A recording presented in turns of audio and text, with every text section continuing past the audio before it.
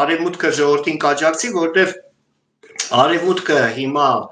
հանդուրժում է Նիկոլ Փաշինյանին, յոլա է գնում Նիկոլ Փաշինյանի հետ, որտեվ քանի դեռ կա Պուտինյան ռեժիմը, արևմուտքը, Եվրամիությունը Նիկոլ Փաշինյանին դիտում է որպես չարյաց փոքրագույն եւ որևէ իշխանափոխության փորձ արևմուտքը չի նախաձեռնի։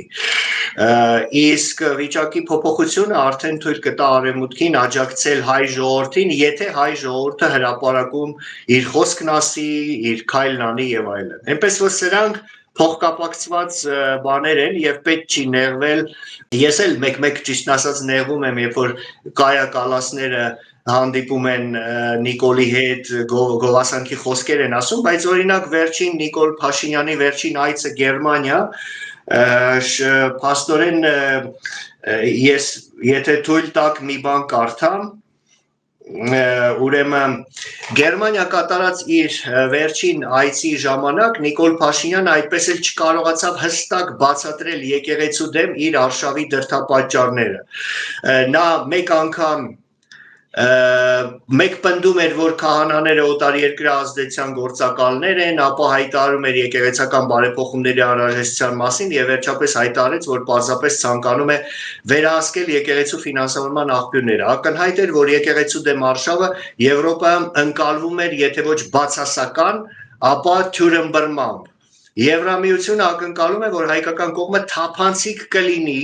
ձերբակալվածների հետ կապված դատական գործընթացներում։ Այս մասին հայտարարել է Հայաստանում Չեխիայի դեսպանը։ Եվրամիությունը, ցիտում եմ պարոն դեսպանի բառերը, Եվրամիությունը ակնկալում է, որ Հայաստանը կհետևի միջազգային չափանիշներին, մասնավորապես մարդու իրավունքների հարցերում։ Եթե երկիրը չպահպանի օրենքի գերակայությունը կամ միջազգային չափանիշները, մենք դրա մասին բացահայտ կխոսենք, ասում է Հայաստանում Չեխիայի դեսպանը։ Դեսպանը նաև ընդունեց, որ իր շրջապատում կան մարդիկ, ովքեր հիշեցնում են իրենց, որ այն, ինչ տեղի է ունենում Հայաստանում ձերբակալվածների հետ կապված, սխալ է։ Այսինքն տեսնում ենք, որ փաստորեն արևմուտքը դեղին քարտեր է ցույց տալիս Նիկոլ Փաշինյանին, փորձում է նրա վրա ճնշում բանեցնել, ասեմ, որ նաև Գերմանիայում Նիկոլը Եվրամիությանը միանալու մասին էլի համոզիչ չէր նրա բացատրությունները, որտեղ նա ասում է, մենք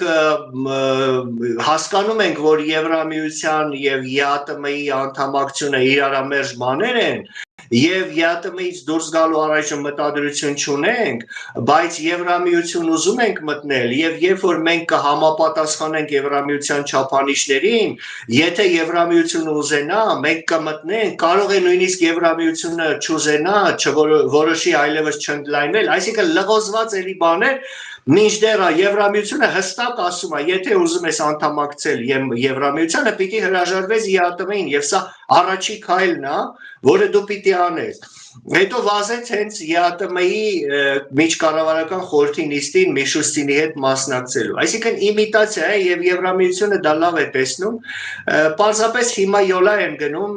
դիմանում են, մինչեւ որ Պուտինյան ռեժիմը տապալվելուց հետո